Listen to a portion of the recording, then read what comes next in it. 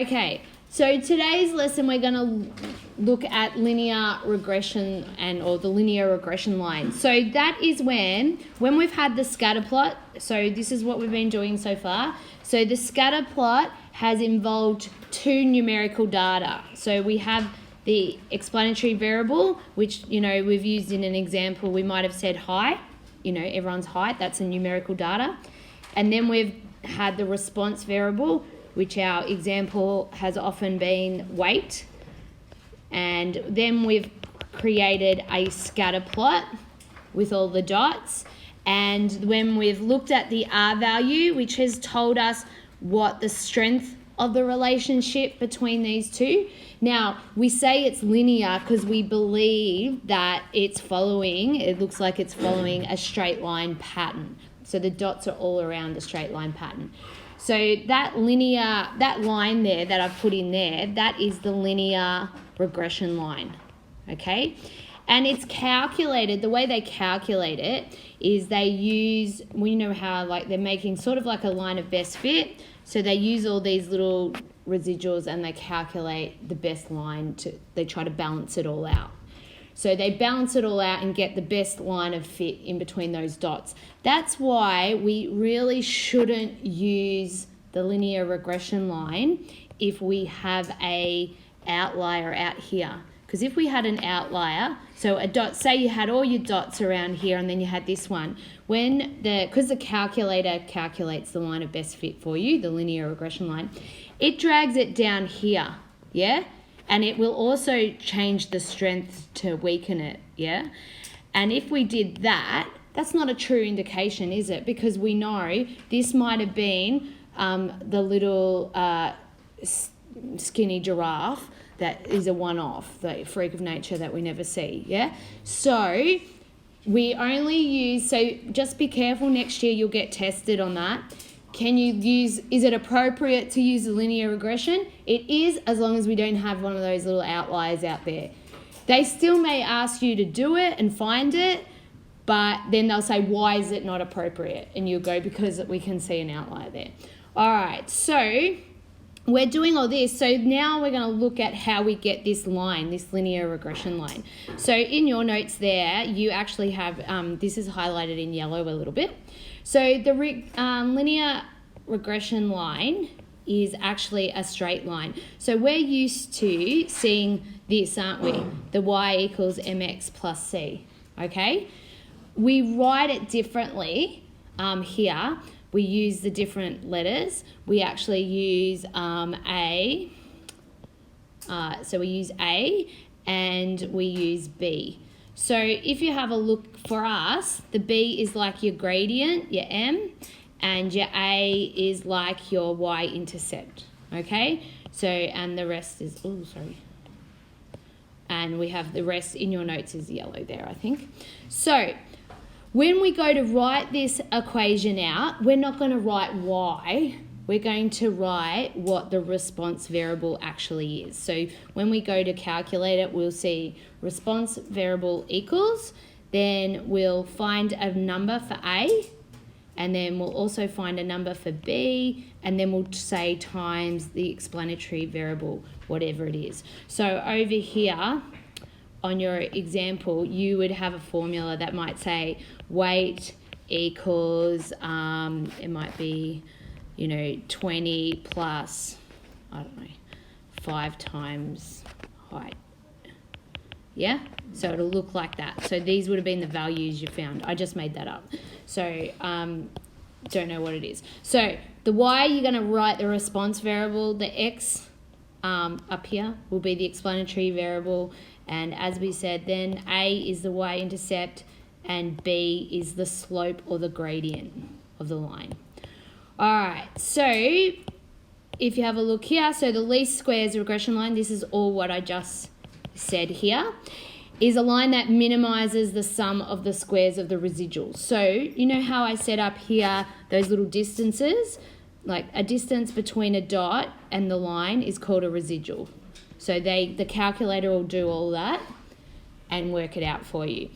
Now, it's crucial that you decide which one is the EV or RV, because otherwise it'd be stuffed up, wouldn't it? It'd be around the wrong way. You've got your Y's in the X's, so that's why we practiced talking about which one's which, so that you don't stuff it up. Because once you get it right, everything, you can just answer all the questions. Okay, so you need to just know which one is which first. If it's a little bit difficult in deciding which is EV and RV, they most likely have told you. They'll tell you which one it is. All right, so we're going to look in a minute how to get those A values and B values on the calculator, but we do get asked sometimes to find them when we're given some other values. So see here is our equation here, and we've got, and remember here's A and here is B. This is another way that you can calculate the B value if you're given these numbers. So if you just have a look, it's written down here, but just to help you. So, that R, so R is the correlation coefficient. So they might give you this. So they might say the correlation coefficient between these two variables is this. Now, when you see SY, that means standard deviation of the response variable. And then what do you think SX means? Yeah, standard deviation. So when you get a question like this, all of a sudden they'll be spitting out all this data to you. They'll say, the standard deviation of height is this, and the standard deviation of weight is this. So you know you're calculating the B value using this formula. So over here, when we calculate the A value, you can see that you're asked here, that Y with the dash above it means the mean of the Y variable. That means the mean of the response variable. And what do you think that X with the line is? We should know that one. The mean of the explanatory variable, yeah? So they're all explained there anyway, but just so you knew what I'm talking about. So sorry, this should actually have a line above that. I can't work out how to do that on the thing. So here, down here is an example of what you'll see. So all of a sudden you'll get this worded question, and it'll say, so here it says, the heights and weights of 11 people have been recorded. The values of the following statistics have been determined. Sorry, and that should have a little line above it. All right, so they say, use the formulas to determine the equation of the least squares regression line. Can you see up in the A formula that you actually have the B value in there? See here, there's the B. So you have to find B first. So I'd be over here finding the B value using that formula that we've got.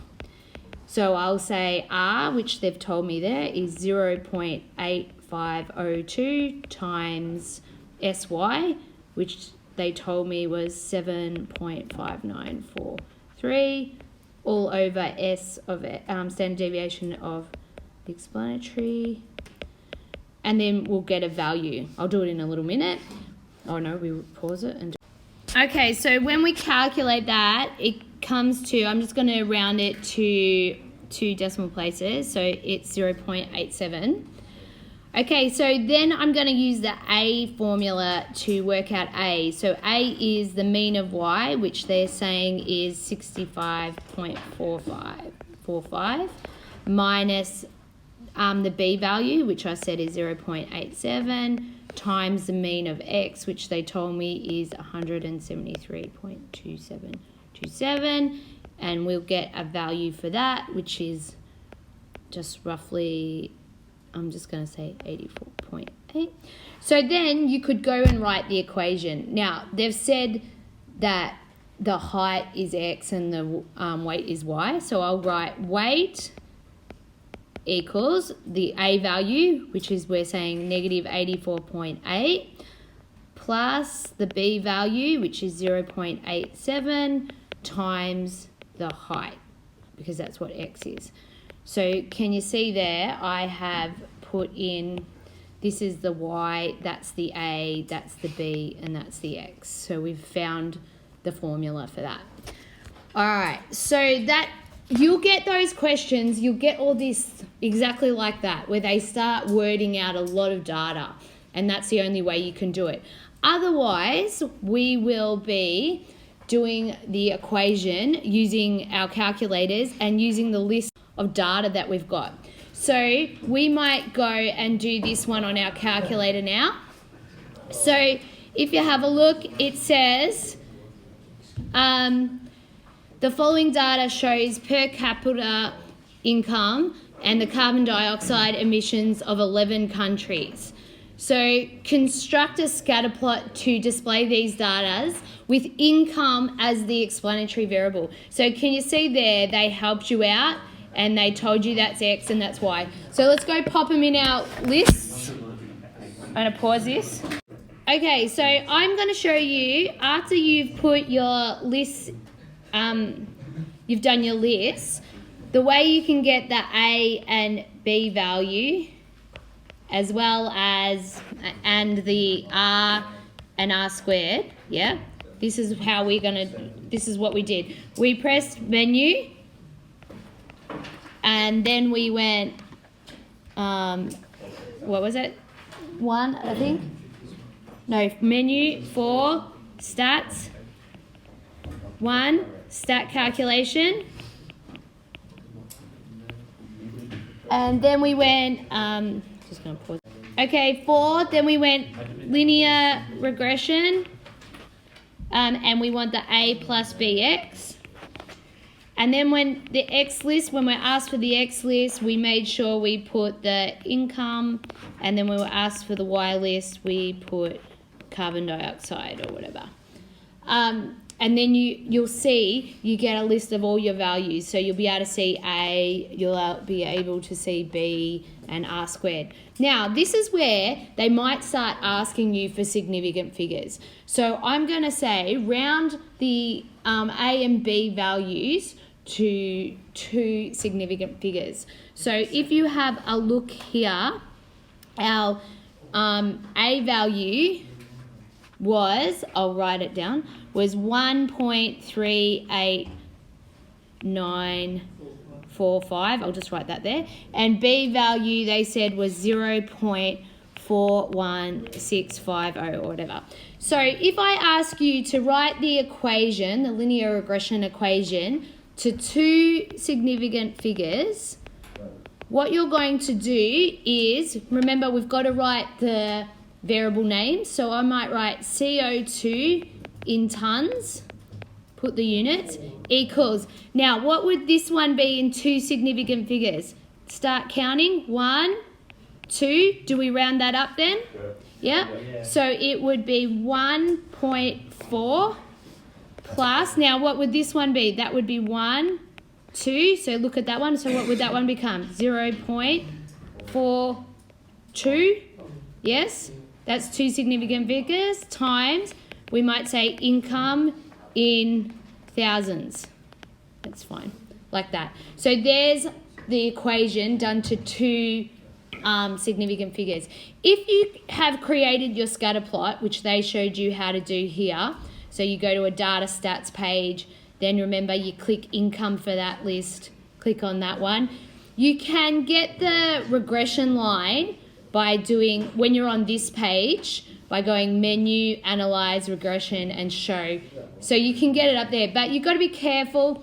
I often find with this one, because they write Y and they write X, kids often write that in their answer, but I want you to write the variables. So I find if you use this way, where you get the A and B value there, you are more deciding on how you're writing the equation. That doesn't seem to happen. And you're going to be asked for the R and the R squared as well in questions, so you may as well go here and get your A and B values.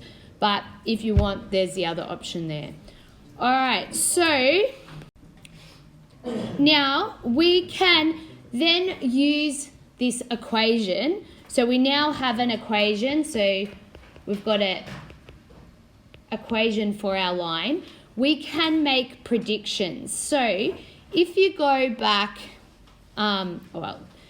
so when we make predictions, it means we might give you an example. So they said, we've got an example here, so we might use that one, and I'll explain it with that one. Wait a minute. Something's going on.